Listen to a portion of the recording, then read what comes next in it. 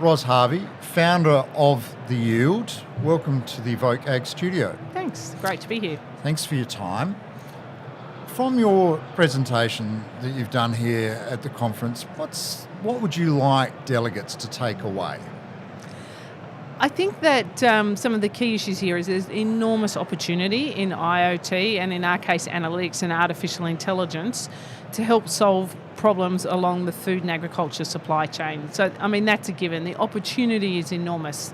The execution on that opportunity really does require a pretty going beyond just proof of concepts. There's a lot of sort of proof of concepts ideas, but to actually then take a product to market that is fit for purpose and scalable and secure and reliable is actually an expensive business.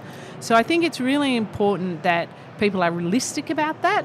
I think Australia is an incredible lab of innovation and we're seeing just such fantastic ideas. I think the way we're going to overcome that cost constraint is by stronger collaboration. And, you know, one of the things that I really called out in my presentation is, look, Australia is 2% of the global market. It's tiny. We shouldn't be competing with each other. We should be collaborating and leveraging investments that have happened in different parts of the technology stack to run faster as an overall ag tech community.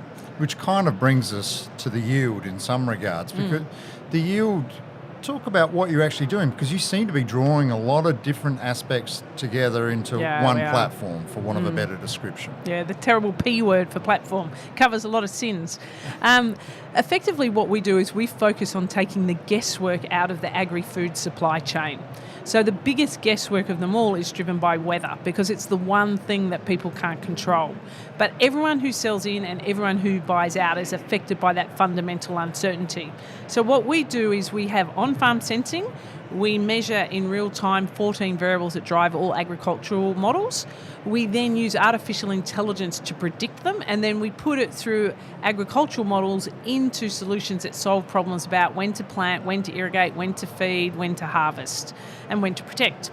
The issue is that data becomes an incredibly important resource that helps you solve supply chain problems as well. So really we do end-to-end kind of because we had to, because if you don't have reliable data in the world of artificial intelligence, it means that your predictions are less reliable. So with The Yield then, are you really implementing or integrating or putting out there the Internet of Things? We are.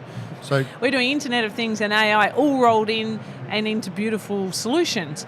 But that doesn't mean we don't work with other people. Of course we do, because we can ingest into our platform data from any sort of sensor or technology. We can integrate, we can run our analytics across multiple sources of data. So we really are very committed as a business to how to collaborate with others. Not only are we committed from a kind of values perspective, but we've hard-baked that into the way we put our technology together. So, for example, in our software, we can create separate modules that we can measure the amount of use a customer might have, or which customers use that particular module. We can monetize it separately, and we can work with others, and if they've helped create it or contributed to it, we can share the upside by knowing who's using that particular piece. Now, this is really important. You have to actually architect for collaboration. It just doesn't happen automatically. Is the starting point for that collaboration then the primary producer? Because there's a lot of technology out there, there's a lot of startups, but you've got to solve a problem, don't you? Oh, absolutely. That's got to be your starting point. And, you know, we sell mainly at the moment to large corporate clients. And the way we do that is we have our core product. We then sit down when we kick it off and we do a paid, what we would call a paid pilot. We have success criteria. We then execute that, and then on success, conversion to a larger type scale. So that is all in a process that documents the ROI, the return on investment, to the customer. The starting point has to be the business problem and how you are returning on the investment of your technology to the customer. The modular approach too, so I assume it's basic acknowledgement that everybody's got a slightly different problem or a slightly different way they want to approach it? Look, there's a lot of commonality. It's actually more driven by how to collaborate. So the Yield was a founding partner, strategic partner of the Food Agility Cooperative Research Centre.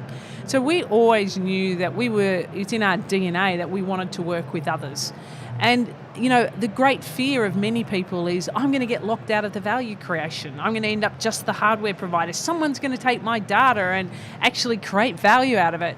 So rather than trying to, approach it as a negative, we said, well, great, how can we actually make it possible for other people to create value, not only of their own data, but our data, and actually make it possible from a business model perspective that you can then say, okay, this is the value you created because we've got it modular. We know exactly how many customers are using this and how much they're paying for that. And then we can share that reward, if you like, in that module. Whereas if you haven't designed for that, it's impossible to do that. How do you go with the proprietary aspect in terms of organisations, entities can be pretty sensitive about their data?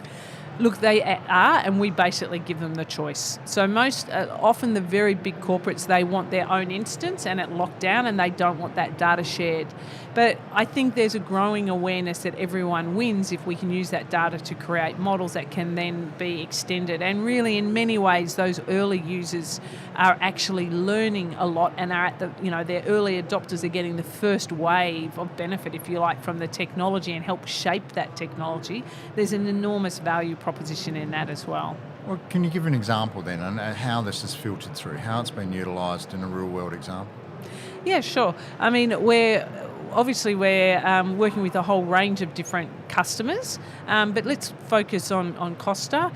So Costa is an important customer for us. Costa is seeking to extend its growing season in berries because if they push production out into those shoulder seasons, then they effectively get better price realisation. They use protected cropping, which are those tunnels. And so when they put those tunnels up, the weather service doesn't work anymore because you've created a microclimate. So when we put our technology down those tunnels, we then use artificial intelligence to create these localised predictions, and then we put those through applications that help them understand how to irrigate, to manage the crop. And we're now working with the Cooperative Research Centre, Food Agility Cooperative Research Centre, around yield prediction as well. This must be quite adaptive then, because it's the first time you're putting data in or taking data out of a tunnel or applying it into one of those tunnels, and so it's a case of fine-tuning it over a while as well, I'd imagine. Yeah, that's the really interesting thing about AI that we are very much world leaders in. We hold the global patent for predicting weather at a point using artificial intelligence, is that it's scalable. Normal biophysical modelling, what happens is that you create a model of the plant or of the soil or whatever it is, or the weather for that matter, and then it's a very long. It typically is plant specific and location specific, and so if you then want to go and take a different plant or a different location, you have to go and do another 2 or 3 years of trial to collect the data, put more constants into the model, create a model that it mimics, if you like, the plant. In the world of artificial intelligence, you don't do that.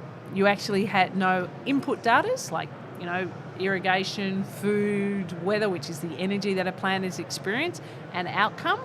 And you use AI to actually create the relationship between those two things. This is a very, very different way of thinking about science. Because at the moment, in a small data world, you must sample and you have a hypothesis and then you test and then you adjust that model and then you try to get that right. And it often takes 2 or 3 years because of seasonality to actually do that.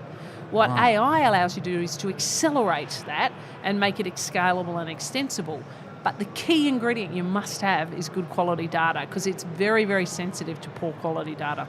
So you have the patent for that Yes. now.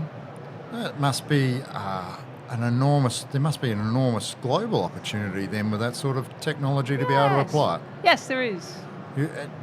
You excited? You've got... Absolutely. We've just certified technology into the United States. We've already got customers there. We're talking with global partners about how to roll out that capability with their technology. We don't have to own everything. We're really happy to work with others. What we want to do is just bring our capability, drive change faster and deliver benefits to growers and the supply chain earlier. How important has it been to have a backer like ag funder on board? Oh, look, AgFund is a great investor because, they're really keyed into the market. They know the major companies, the investors. They've got a really good finger on the pulse of the technology. They've been super important for us.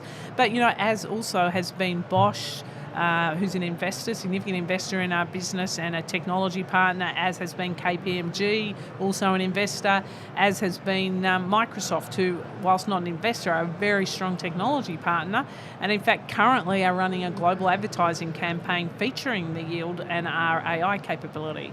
So, it's really about how well you can work with other people. At the end of the day, technology's super cool, don't get me wrong, it's great, but ultimately it's how you bring that together with the human element as the customer, the grower, what they're trying to achieve, and with your partners, and find the win-wins, which I think is the difference. Where then do you see the yield in 10 years' time? Well, we have a whole business plan on that. We see ourselves as being essential to the 500 of the world's biggest agri-food producers. And we also see ourselves as being a major data and technology philanthropist. That's a very big part of the Yield's mission. We have in our constitution that our purpose is to feed the world without wrecking the planet. We also have in our constitution that our purpose is to create public good with private effort. And that's why we were a founding strategic investor in the Food Agility CRC, because we can take our data and give it to researchers to create knowledge faster and solve the business problem for researchers spending 80% of your time just trying to get the data. So we've architected to support the research community so that they can innovate and create new knowledge faster, and that we can provide a pathway to market quicker. I think you'll find that pathway very, very well. You're very passionate about it. Ros Harvey, founder of The Yield, thank you very much for joining us in the evokeAG studio, and all the best with the road ahead. Thank you very much.